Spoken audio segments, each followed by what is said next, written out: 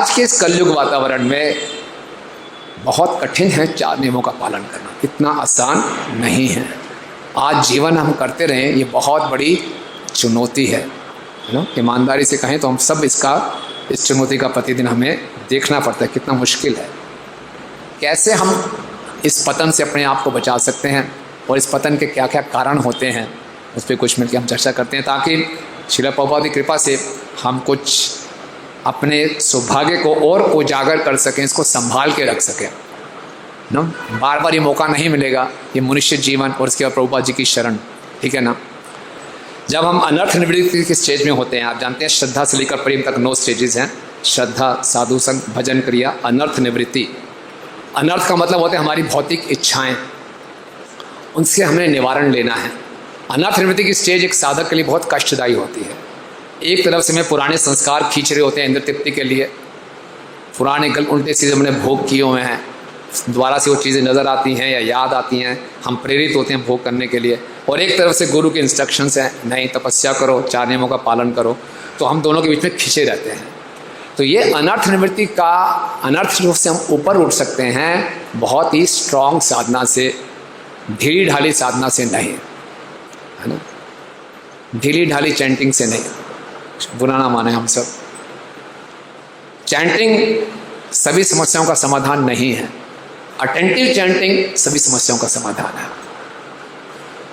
हम सोचते खाली चैंटिंग समस्याओं का समाधान है, नहीं नहीं, अटेंटिव चैंटिंग सभी अनर्थों का समाधान है। और इसका अधिकांशतः हमें जब शुरू में आते हैं, जुड़ते हैं, बोलते हैं माला कैसे भी कर लो यार, चलते फिरते कर लो, सोते हुए कर लो, करो तो सही। हम उसी मोड में रहते हैं, हमें तो यही सिखाएगा, तुम तो वैसे ही करेंगे। नहीं, जैसे जैसे हम भक्ति में प्रगति कर रहे हैं, हम day by day we have to go more and more serious in chanting. Prabhupada ji का एक बहुत सुंदर तात्पर्य है 563 के परपट में से, मैं पढ़ के सुनाता हूँ आपको।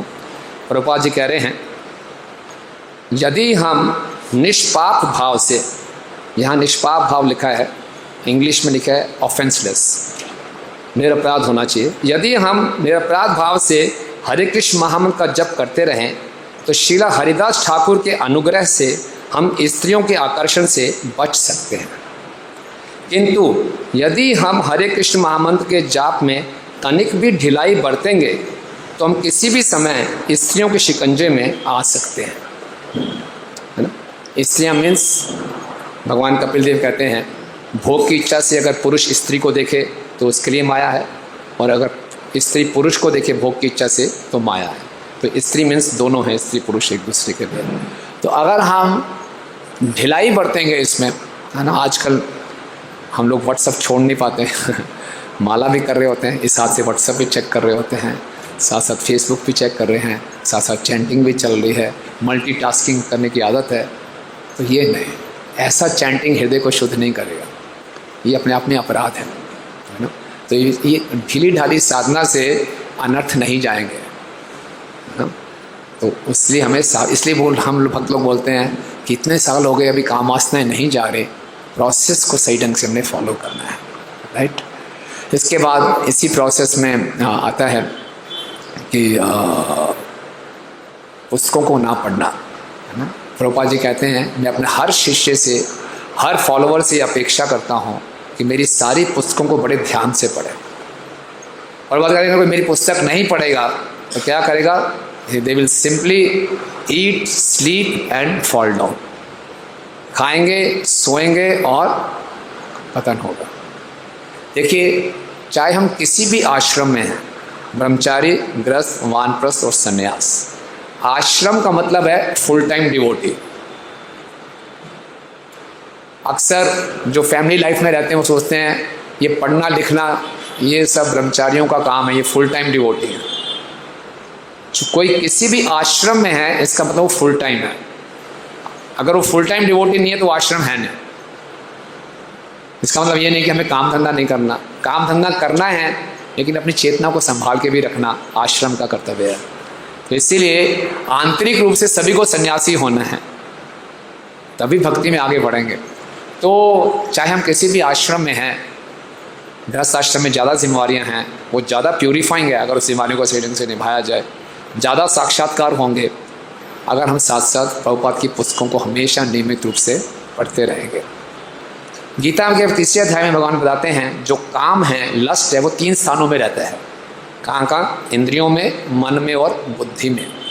सबसे ऊपर क्या है इसमें? बुद्धि। तो जब हम शास्त्र पढ़ते हैं तो बुद्धि को शक्ति मिलती है। इसके आखिरी श्लोक में बताया गया है, एवं बुद्धि परम बुद्ध्वा संस्तव्यम आत्मना आत्मना जहि शत्रु महाबाहो काम रूप दुरासदम। एवं बुद्धि परम बुद्ध्वा, अपनी इस बुद्धि से जानो कि हम परे हैं, इस संसार के नहीं हैं, हम आध्यात्मिक हैं। संस्तभ्य, फिर नियंत्रित करो किसको? आत्मना, इस मन को, आत्मना, इस बुद्धि से क्या करो? फिर जही शत्रु महाबाहो, हे महाबाहो इस शत्रु को जीतो। कौन सा शत्रु है? काम रूप दुरासदम, बहुत गहरा खतरनाक शत्रु है ये काम, नित्य वैरी है। तो अपनी बुद्धि से इसको स्टडी करके, इस इंटेलिजेंस से मन को नियंत्रित करें, तभी हम चल सकते हैं। तो मन तो हमें पागल बना देता है, कुछ भी करवा सकता है। तो पुस्तकों के ना पढ़ने से ये हमें माया आकर्षक लगती है और हम जानते बुझते भी गलती करते हैं। तीसरा जो मुख्य कारण लगता है, जैसे भक्तों ने बताया, हम अपना हृदय नहीं खोलते। भक्ति में कुछ साल बिताने के बाद किसी के सामने हृदय खोलने में और हिचकिचाहट होती है और हमारे अंदर जो गंदगी है उसको हम बता नहीं पाते। लगेगा किसी को मालूम चल जाएगा मेरे अंदर गंदगी है तो मेरी इमेज खराब हो जाएगी, लोग मेरे बारे में क्या सोचेंगे, जैसा हूँ ठीक है ना, मैं हैंडल कर लूँगा अपने आप। नहीं, जो काम है ये इतना बड़ा शत्रु है, अकेले हम हैंडल नहीं कर सकते, असंभव है। भक्तों की कृपा के बिना संभव ही नहीं है। कैसे, कहाँ का वर्णन आता है शास्त्रों में कि अकेला व्यक्ति फिसल गया। सौरी का अलग केस था। हाँ हाँ, विश्वामित्र जी अकेले तपस्या कर रहे थे। हाँ, भरत महाराज इतने बड़े राजा, घर को त्याग दिया, सुंदर स्त्री को त्याग दिया, राजपाट त्याग दिया और जंगल में जाके किससे आकर्षित हो गए? हिरण से। कमाल की बात है, एक हिरण से, पशु के बच्चे से आकर्षित हो गए और साधना को पूरा निगलेक्ट कर दिया।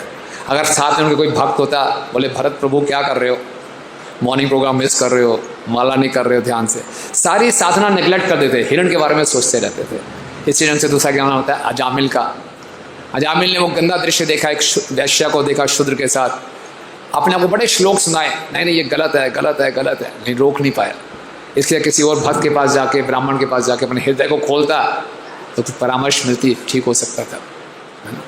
तो इसलिए हमारे मन में कुछ चल रहा हो, उसको हम सोचेंगे अपने आप हैंडल कर लेंगे, बहुत कठिन है और धीरे धीरे वो छोटी सी चीज़ बहुत विकराल रूप ले सकती है। कई मैंने ऐसे केसेस देखे हैं, व्यक्ति से बोला अरे आपने पहले बात क्यों नहीं की? बोले प्रभु मैंने सोचा मैं हैंडल कर लूँगा, नहीं अपने आप हैंडल हम नहीं कर पाते। जब हम देखते हैं ब्रह्मा जी मोहित हो गए अपनी पुत्री के पीछे, सारे लोग एकदम पूरी सृष्टि में वो मच गया, त्राही त्राही हो गई। ब्रह्मा जी जैसे जीव अपनी पुत्री से आकर्षित होने, क्या हो गया? तो फिर कुछ लोगों ने उनका मजाक उड़ाया, महर्षि के पुत्रों ने। नहीं, कुछ ऋषि गणों ने क्या किया? भगवान से प्रार्थना की कि Brahma ji top most authority हैं, हम उनको कुछ बता तो सकते नहीं, लेकिन हम उनके लिए प्रार्थना कर सकते हैं। तो उनके लिए प्रार्थना की। जब उनके लिए प्रार्थना की तब ब्रह्मा जी को बुद्धि प्राप्त हुई, मैं गलत कर रहा हूँ, फिर उन्होंने उस शरीर को उन्होंने त्याग दिया। इसलिए भक्तों की प्रार्थनाएं, भक्तों की कृपा बहुत आवश्यक है। हमारे अंदर बीज रूप में भी ये काम वासना है, तो हमें अपने हृदय को कोई ना कोई, ऐसा नहीं कि हमें ढिंडोरा पीटना है, कोई ना कोई हमारे जीवन में ऐसे भक्त होने चाहिए जिससे हम अपने हृदय को खोल सकें। तो ये हमें सुरक्षित रखता है। उसके बाद हम देखते हैं जो सबसे बड़ा कारण जिससे हम फंसते हैं वो है अपराध, वैष्णव अपराध। सौबरी मुनि का उदाहरण आता है। गरुड़ जी आते थे यमुना में, मछलियाँ खाते थे, गरुड़ जी की खुराक की मछली है। सौबरी मुनि को लगा ये मेरा एरिया है, मेरे एरिया में कैसे आ गए, मैं और मेरा।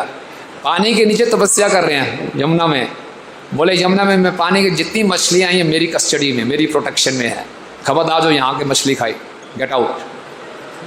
गरुड़ जी इतने सीनियर वैष्णव हैं, भगवान के पार्षद हैं, उनको बोल दिया गेट आउट, यहाँ कभी मत आना। गरुड़ जी चुपचाप चले गए। वैष्णव सहनशील हो, तुमका अपमान किया, कोई बात नहीं। उसका परिणाम क्या होगा? काम वासनाएं जागृत हुए। और उन्हीं दो मछलियों से जिनसे आ सकते, दो मछलियों को संग करते देखा, सारी तपस्या भूल गए। ऐसी काम वासनाएं जागृत हो गए, पागल हो गए। राइट। तो ऑफेंसेस, अपराधों से बचना है। अपराध, कई बार हम इतना सुनते हैं वैष्णव अपराधों के बारे में, बड़े कैजुअल हो जाते हैं और हम बोलते हैं प्रभु जी मैं इस भक्त को देख रहा हूँ कई सालों से अपराध कर रहा है और बड़ी तरक्की भी कर रहा है, कुछ फर्क नहीं पड़ता। ऐसा नहीं होता। असली जो भक्ति है वो हृदय की बात है। हो सकता है एक्सटर्नली किसी की ग्रोथ हो रही हो, देखो असली भक्ति क्या है, हरि नाम के प्रति रुचि, हरि कथा के प्रति रुचि, वैष्णव सेवा में रुचि। तो इसलिए इन अपराधों से बचना बहुत आवश्यक है। चौथा कारण मैं सोच पाया कि कई बारी हम इतनी चेतावनियों के बाद भी माया को इतनी गंभीरता से नहीं लेते, माया को बड़ा चीपली लेते हैं, है ना।